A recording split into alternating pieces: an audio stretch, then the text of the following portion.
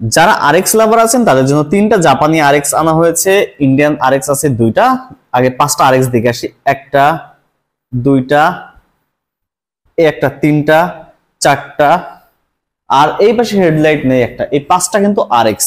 5টা আরএক্স এর মধ্যে এইটা কিন্তু নন আরপিএম এর আরএক্স, আর এটা যে হেডলাইটটা নাই, এটা জাস্ট ওয়্যারিং এ একটু প্রবলেম দেখা দিয়েছিল, তার জন্য কিন্তু এটা হেডলাইটটা খুলে ওয়্যারিংটা করা হচ্ছে, মানে হেডলাইট লাগাই দেওয়া হবে যারা বাইকটা পারচেজ করতে পারেন। এই আরএক্সটার দাম কত টাকা জানেন? মাত্র 55,000 টাকা। আসলে ইন্ডিয়ান আরএক্স হলেও 55,000 টাকায় পেয়ে যাচ্ছেন। এই পাশে আরো ইন্ডিয়ান আরএক্স আছে। সো এই যে আরএক্স, এই একটা আরএক্স, ইন্ডিয়ান আরএক্স, এই বাইকটার প্রাইস কত জানেন? মাত্র 80,000 টাকা। এই যে ইন্ডিয়ান আরএক্স 80,000 টাকায়।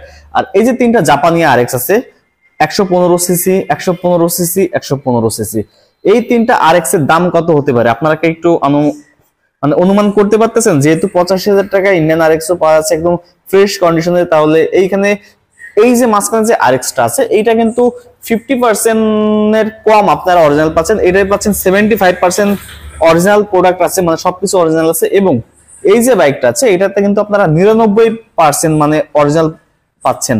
সো এই যে বাইকগুলো, এই আরএক্স এর প্রাইস কত হবে এই 3টার জাপানি আরএক্স এর, অবশ্যই আপনারা আমাকে কমেন্ট করতে পারেন।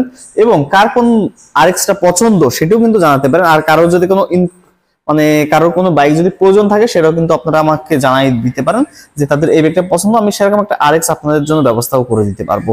সো তাহলে দেরি না করে এখনই কমেন্ট করতে শুরু করুন যে কার কোন বাইকটা পছন্দ আছে আপনাদের। আর আরএক্স কিন্তু জাপানি আরএক্স কিন্তু খুব সব থেকে ডিমান্ডেবল এবং অনেক জনপ্রিয় এখনো পর্যন্ত। 2002, 2003 বা 2004 সাল পর্যন্ত মনে হয় লাস্ট ছিল। সো এখনো কিন্তু আপনারা এই বাইকগুলো পেয়ে যাচ্ছেন মানে সেকেন্ড হ্যান্ড শোরুমে, আর ফ্রেশ কন্ডিশনের এই বাইকগুলো খুব জনপ্রিয় এই বাইকটা।